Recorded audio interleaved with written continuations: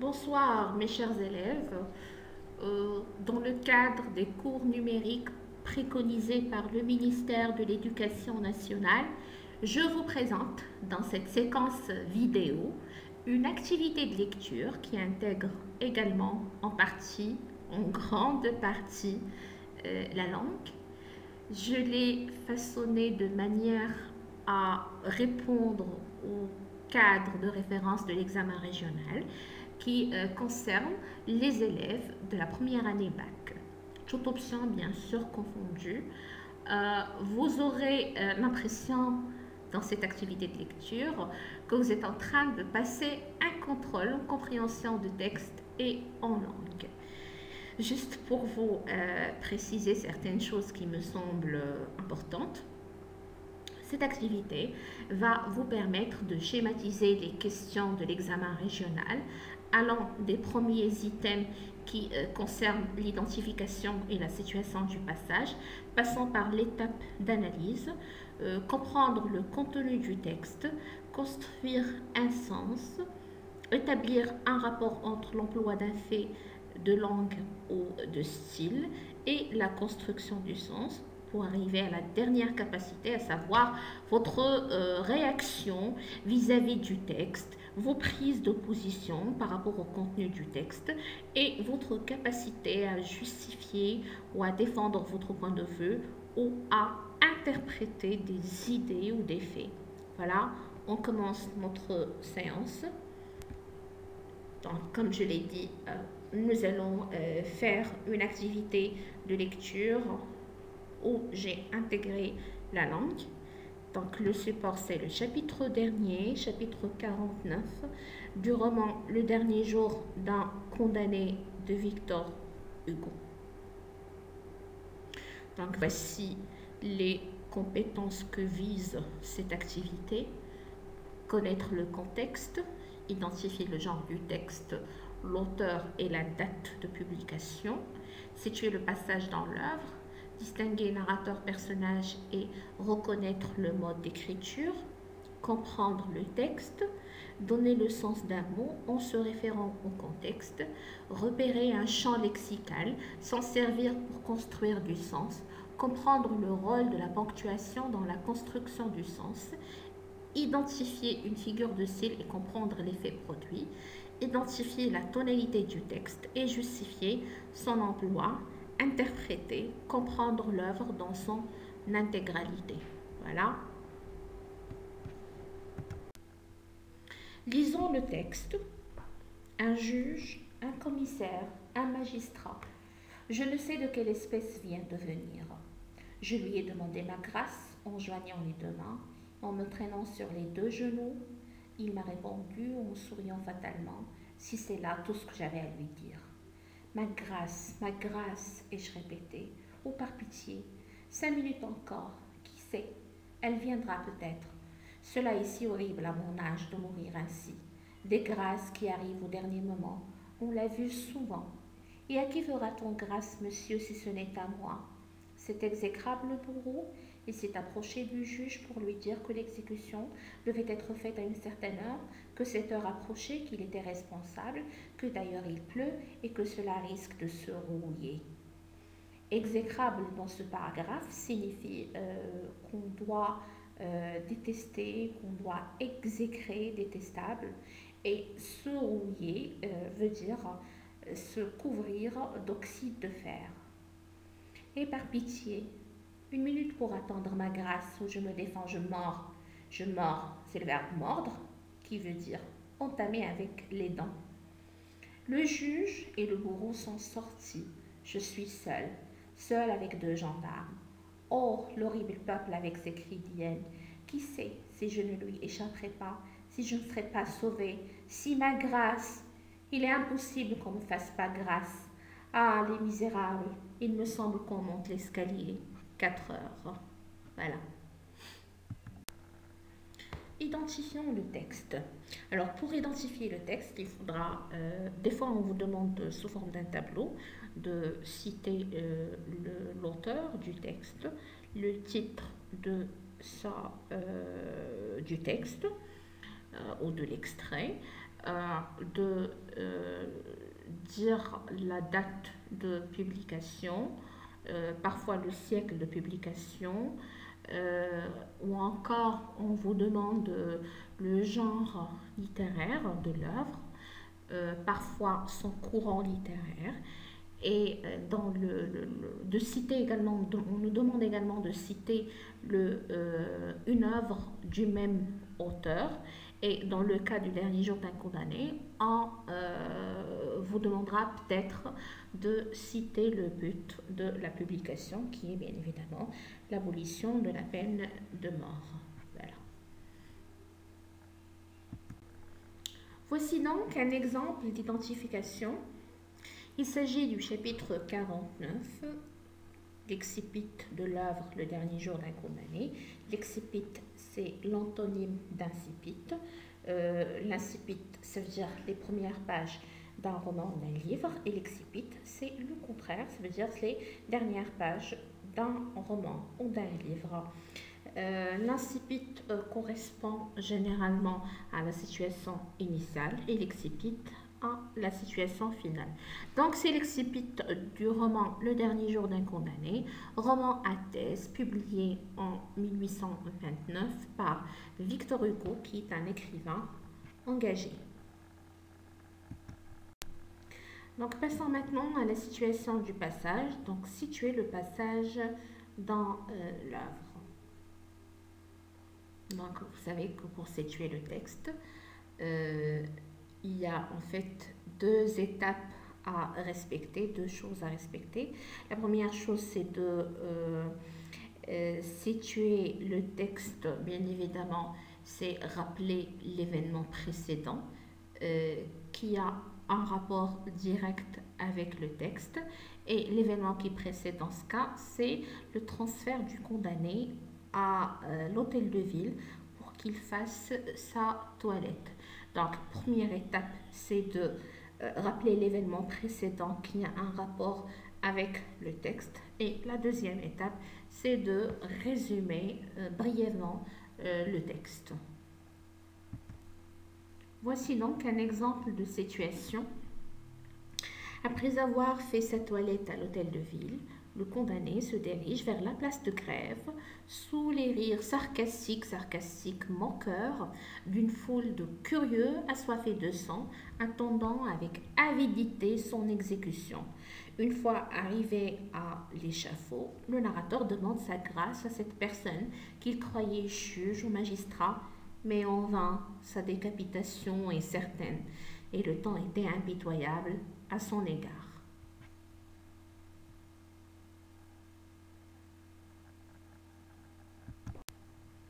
Passons maintenant à l'analyse du texte. Le narrateur est-il aussi le personnage? Justifiez votre réponse. Le narrateur, celui qui raconte, est-ce qu'il est aussi personnage? Et on doit justifier sa réponse. Oui, évidemment, le narrateur est aussi le personnage principal car on a l'utilisation de la première personne je. Le mode d'écriture choisi par l'auteur est un récit autobiographique, un journal intime ou un monologue intérieur. Un récit autobiographique, ça suppose qu'il y a identification entre le narrateur, l'auteur, le narrateur et le personnage principal. Dans ce cas, c'est non, puisque Victor Hugo n'a jamais été condamné à mort, donc c'est éliminé. Journal intime. Le journal intime est un écrit ou un texte qui s'écrit le jour au jour. Ce n'est pas le cas, le narrateur ne s'est mis à écrire son texte qu'à la 5e semaine, c'est-à-dire qu'à la dernière semaine, donc c'est à éliminer, même si en fait le dernier jour d'un condamné se présente comme un journal intime, il a la forme d'un journal intime, mais ce n'est pas un journal intime, puisque le narrateur n'écrivait pas le jour au jour, n'écrivait pas depuis son emprisonnement. Et même si certains chapitres contiennent des indications de lieu, un indicateur de lieu, comme par exemple chapitre 1, Bicêtre, chapitre 22, la conciergerie, chapitre 23, plutôt chapitre 48, l'hôtel de ville, mais ça ne peut pas être un journal intime, puisque, comme je l'ai défini précédemment, le journal intime est un récit qui s'écrit le jour au jour. Et donc, il nous reste le dernier choix. Le dernier jour d'un condamné est un monologue intérieur, en fait, parce que le narrateur se parle à lui-même, bien évidemment. Voilà, donc le narrateur se parle à lui-même. Donc, on est devant un journal, plutôt un monologue intérieur. Que demande le condamné dans ce chapitre et pourquoi? Revenons au chapitre, premier paragraphe. Un juge, un commissaire, un magistrat, je ne sais de quelle espèce vient de venir, je lui ai demandé ma grâce en joignant les deux mains et en me traînant sur les deux genoux. Donc le narrateur ici demande bien sûr sa grâce. Pourquoi? Parce que il tient toujours à la vie, parce qu'il ne veut pas mourir si jeune et d'une telle façon. Voilà, mourir guillotiné. Donc, il ne voulait pas mourir de cette façon. Garde-t-il encore de l'espoir? Oui, en fait, le narrateur garde encore de l'espoir. Relevez dans le texte une phrase qui le montre. Il y a plein de phrases en fait qui montrent l'espoir du condamné. Donc on a relevé quelques-unes. Je lui ai demandé ma grâce en joignant les deux mains et en me traînant sur les deux genoux. Ma grâce, et je répétais, ou par pitié, 5 minutes encore, qui sait, elle viendra peut-être. Cela est si horrible à mon âge de mourir ainsi. Des grâces qui arrivent au dernier moment. On l'a vu souvent. Et à qui fera-t-on grâce, monsieur, si ce n'est à moi? Et par pitié, 1 minute pour attendre ma grâce. Qui sait si je ne lui échapperai pas, si je ne serai pas sauvée, si ma grâce. Il est impossible qu'on ne me fasse pas grâce. Donc toutes ces phrases montrent que le narrateur garde encore l'espoir. La dernière phrase du texte, il me semble qu'on monte l'escalier, veut dire que le narrateur sera sauvé, qu'il va être exécuté ou qu'il doit attendre pour savoir s'il sera exécuté. Donc, il monte l'escalier. De quel escalier parle-t-on? C'est celui de l'échafaud. Donc, il va être exécuté, bien évidemment. Donc, on ne monte pas à l'escalier.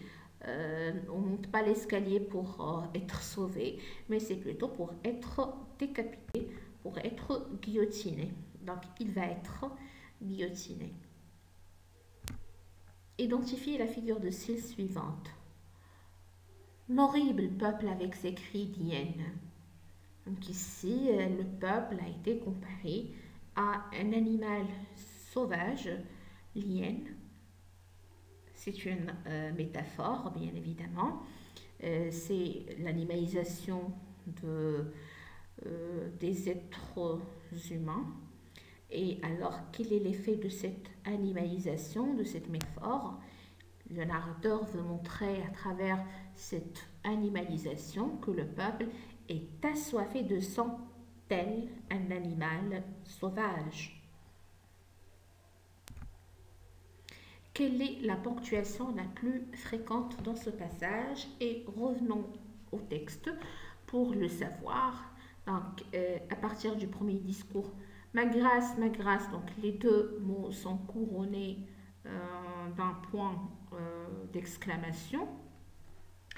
Par pitié, 5 minutes encore, encore un point d'exclamation. Elle viendra peut-être, point d'exclamation. Cela est si horrible à mon âge de mourir ainsi, point d'exclamation. Cet exécrable bourreau, point d'exclamation. Et par pitié, exclamation. Une minute pour attendre ma grâce, exclamation. Je me défends, je mords, exclamation, exclamation, etc. Donc la ponctuation qui prédomine, c'est l'exclamation. Quel rôle joue-t-elle? Donc l'exclamation exprime les sentiments du condamné vis-à-vis du châtiment qui l'attend, la guillotine. Donc ça exprime ses sentiments de souffrance, d'angoisse, de peur, d'espoir et de désespoir également.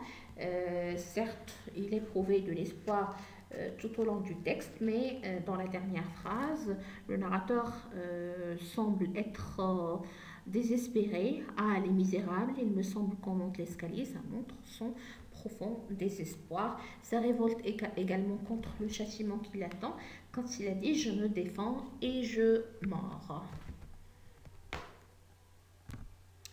Quel est le registre ou la tonalité qui prédomine dans ce passage? En fait, la tonalité qui prédomine, c'est la tonalité tragique, car le narrateur reste impuissant devant son destin.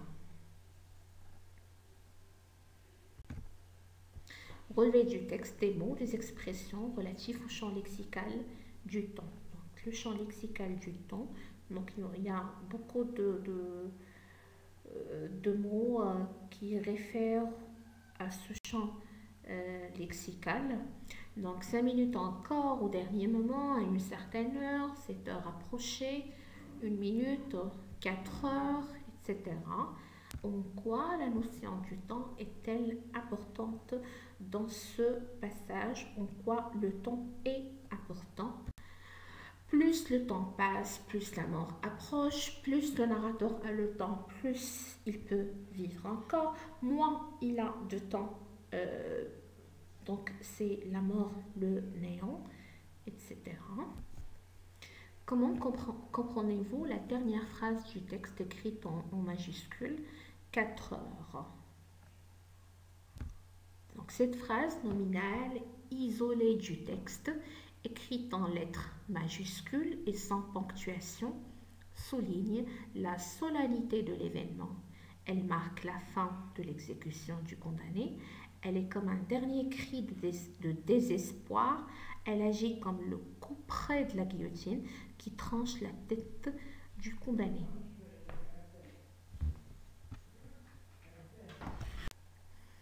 Le dernier jour d'un condamné est-il seulement un écrit argumentatif? Justifiez votre réponse. Est-ce que le dernier jour d'un condamné est seulement un écrit argumentatif où l'on parle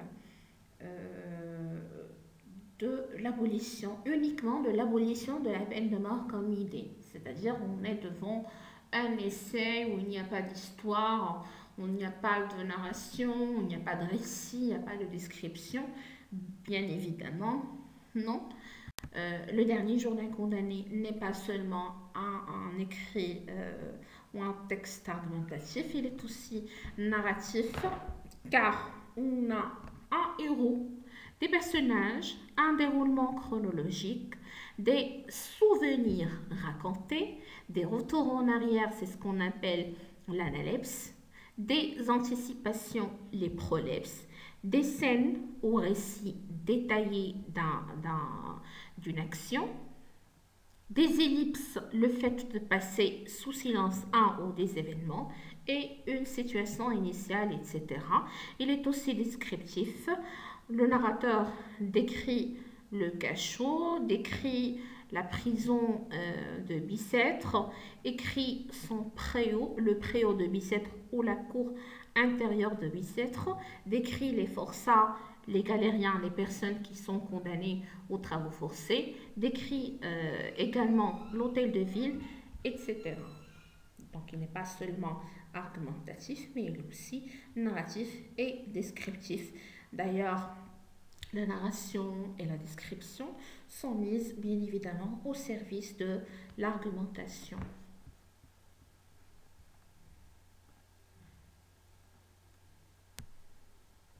Synthèse.